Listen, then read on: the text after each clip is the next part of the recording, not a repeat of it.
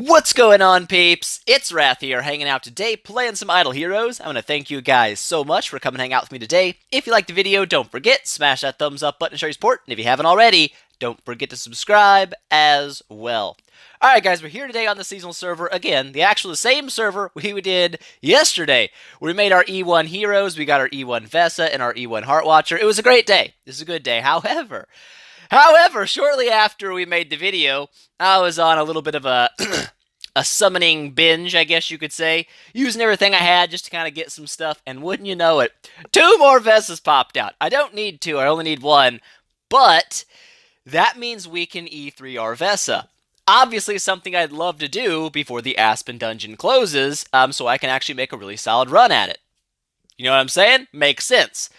But first step, I didn't have a lot of food, so I got my copies and I was like, oh, sweet. And then I was like, oh, well, what am I going to feed? Because I didn't know what I had. I hadn't fused everything up yet, and I was kind of at the point, I was like, I'm going to have to use my Belrain and my 10-star Rosa to make this E3 Vesa happen before Aspen closes. I didn't want to do that. I really didn't want to do that because I'm building Rosa to E3, and there's no guarantee I'm going to get those copies back, so I kind of want to leave Rosa there. However, we did manage to snag a couple Ormus copies as well. Now, Ormus is in one of the split factions I'll be using. I plan to go primarily Forest and Fortress. However, if copies come out differently, if I pull a bunch of Faith Blades or something, I'll obviously detour from a faction aura.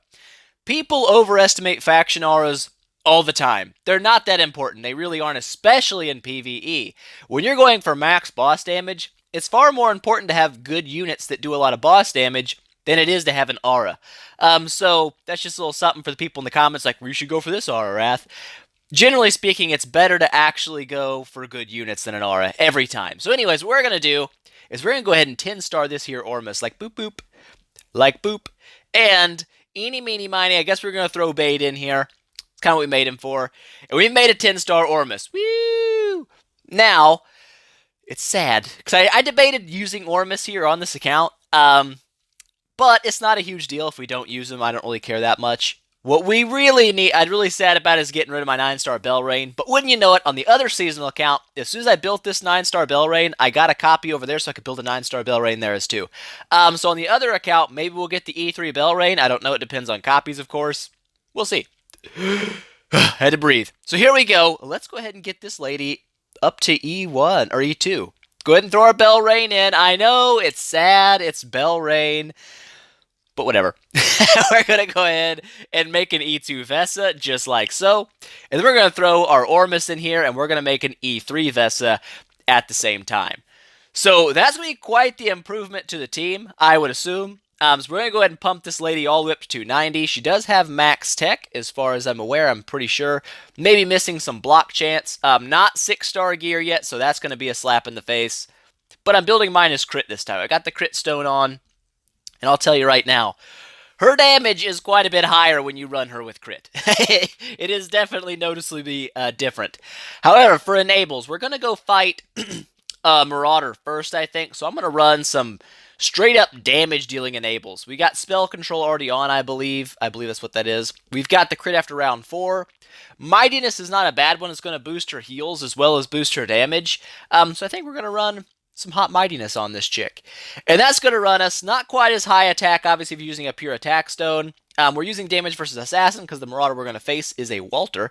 At least the first one is, I guess. And he's right here. So let's go ahead. We'll throw, I guess, you in the back line. You're going to tank in the back line and get punched a lot. This looks like it'll work. This should work. I'm just kind of curious to see what the E3 Vesa is all about. You know what I'm saying? I'm waiting for priest gear. When is that going to be a thing? We've got assassin gear, ranger gear, mage gear. No priest gear yet. So I guess we'll see about that someday. I don't know. But also, later on in the season when I fuse up my 6-star set, that'll obviously boost Vesa by, quite a bit. Already dropping 9 million damage at round 4, so that is not bad. That is absolutely not bad. Obviously, when I get Sigmund, my damage will go up again, because with Sigmund, you're going to have the extra armor strip, so that'll be nice. 3 million with a basic attack, I can deal with that all day long. That's actually pretty solid. I'm good with it. 18 million on the active skill. This is more like it, peeps. This is more like it. Now, keep in mind, Vesa does have faction advantage over Walter. It is nature or forest, whatever, versus shadow. So she does have the extra damage boost there. We'll run a battle against maybe a mage or something she doesn't have that against. Only 93 million damage, not great. But 67 million of that coming from Vesa. While she also pumped out a little over 4 million in heals. I guess we didn't take that much damage, but whatever. You can only heal what you lose, right? Anyways, 93 million damage. It's not bad for missing my Sigmund. You know what I'm saying? I am missing Sigmund. Your stone is absolute crapo too. It needs to get fixed. But that'll come in time. We're going to be using all of our orbs in the Fortress faction from now on because we've got pretty much everything we need over here. I've got all the Rosa copies. I'm just one Heart Watcher copy short, and I want to say I've got Heart Watcher on one of my wheels. Not this one. We can try to get her on this one. We can check and see some Fat Moo action. Not into that. Not into Fat Moo action. Nope. Not there. Do I have one on Super? Nope, it's a Margaret. So I guess we don't have nothing on any wheel right now. We'll refresh these just to see if we can't get one on there for later. But not Mickey. Ormus again. Ooh. Whatever. Not a big deal. We got the E3 Vesa is the important thing. And now, do we have more than one enemy we can face? Because I do want to face... There we go. We got a Margaret. So, Margaret has the stupid crowd control, and I hate it. But it's okay. We'll throw the mage damage already on her, and this time she will not have the faction buff, I guess you could say, because she's no longer, fighting a shadow person. Whatever. Let's jump in. How are we going to set this up? I think her attacks are randomized anyway, so it doesn't really matter. Whatever. We'll just run it like this and see what kind of damage we get. I would expect quite a bit less damage because of the fact that, we don't have the class bonus now. But whatever. Still not bad.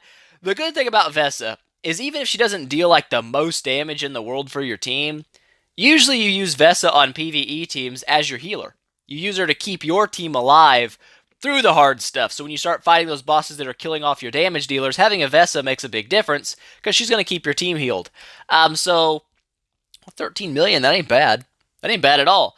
But like I said, it's not just about how much damage she puts out, because she's support units. Kind of like when you carry Cruz into your team for PvE.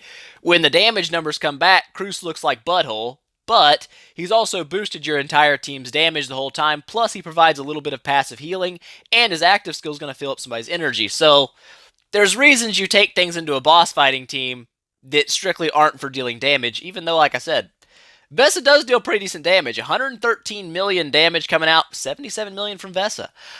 So again, that could be due to the fact that maybe Margaret has less armor, and since I'm not stripping as much armor as I normally would be, I dealt more damage. I don't know. Either way, that's not terrible damage for an E3 unit. I'm down with it.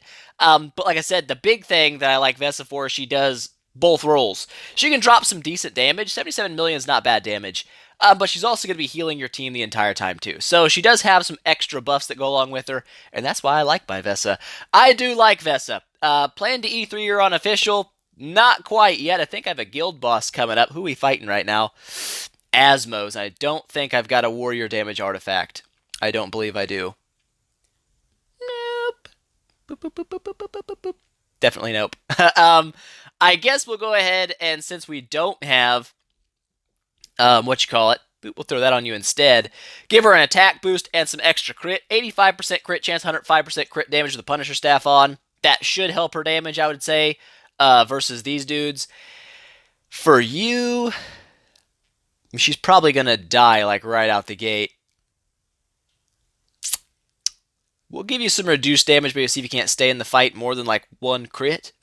We'll see. We'll see what happens. What we can also do here fighting Asmos is we can change our enable here from spell control over to, where is it when you get hit? When using basic attack, that's not bad, but it's not guaranteed to land either.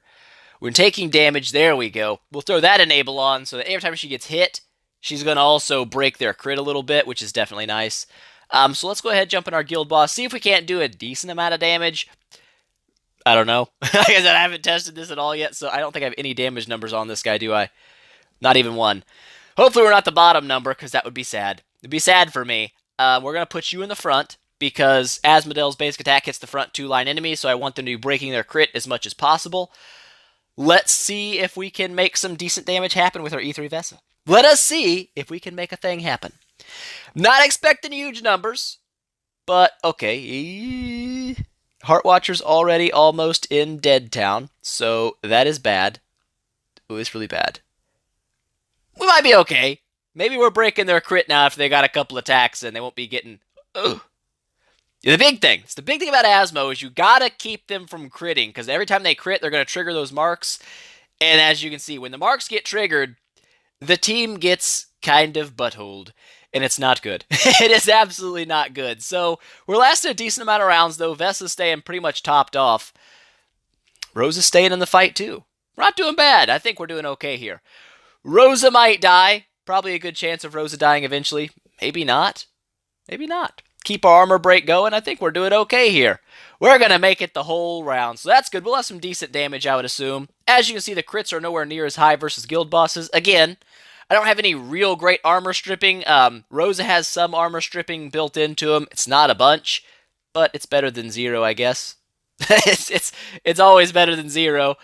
So we'll see when I get my Sigmund if I can get some more damage out. 42 million is not bad, though, with 39 million coming from Vesa. That's what I'm talking about, Vesa. Get in there. Where are we ranked at now? One battle. Right up there in the top. Right up there in the top 6.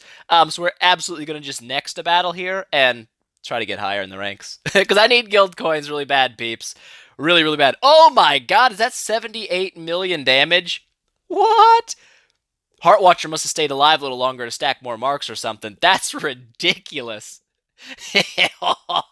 Number 1. That's right. Get there, peeps. Get there. Ah, feels good. That feels good. I haven't been on top of leaderboards all season. Let's go ahead and change our Guild War team up, though, because if I don't, I'll absolutely forget it, and then I'll be a turd, and I don't want to be a turd. So we'll do like so. There we go. Sitting in the top 4 right now. Go team. Go team! But I think I'm not going to do the Aspen run on camera. I'll tell you that right now for a couple of reasons. I think we're only at like normal 50. I assume E3 Vesa will get me probably to Nightmare 50. That would be my assumption. And battling through like 200 waves of fighting takes forever. So I'll probably do that off camera, but don't worry, I will show some Vesa in the Aspen sometime during the season, but probably more toward the high-end part of it, Nightmare and Hell mode if I break there. We'll see. But maybe we can try some tower fights here. We're fighting Ice Blink. Let's go ahead and put the Crystal Stone Sword or the Magic Stone Sword on Vesa. That crowd control reduction, super important. You're probably going to die anyway, so it doesn't matter what you really have. Energy Potion, it doesn't matter. It doesn't matter. Let's throw something on you, though. I don't think you need a Punisher Staff at all. Give you some damage versus Rangers. There you go. Be a team player, Rosa. I don't know how much of a team player he's going to be, but we'll let him try. Man, we need to build more units. My team is looking kind of sad. I've got like 3. Well, I got 4 units at work. Whatever.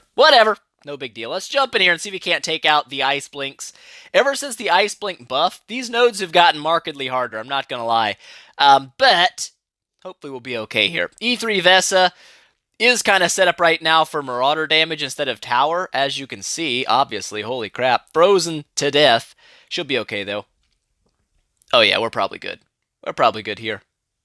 Maybe. Just don't get frozen. Oh, or get frozen. Just do the one thing I said not to do. Come on, Vesa. Snap out of it. There we go. 1 left. You can handle it. There we go. Good job. Go team. Go team. But we're nowhere near like the top ranks anywhere this season, not even a little bit. But we're going to run through here, see if we can't smash a few waves of the tower out as well while we're at it. And see if we can't get something cool, because I did snag my 5 Prophet Orbs out of here the other day. We've got Walters, which means let's go ahead and swap things around, put you in the back, and we should be okay here as well. I hope. Like I said, usually this is how I run my Walter fights. I just put my big tank in the back line because Walter only hits the back line. And then usually you do okay after that. Usually. Usually is the operating word there. I think we're going to be okay, though. Maybe. Yeah. Crystal Stone Sword or whatever, Magic Stone Sword, definitely comes in clutch. And again, these are not the enables I usually recommend for the tower. For crowd control nodes, you probably want Light Will on. It does make a big difference. And Resilience can come into play. There's a lot of stuff you change around, especially when you start hitting the 10-star nodes.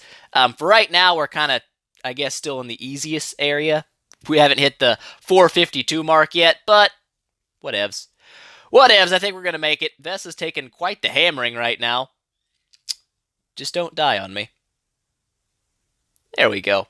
There we go. See, she's doing okay. We're smashing through these. Pretty much no problem. What do we get here? 3-star piece.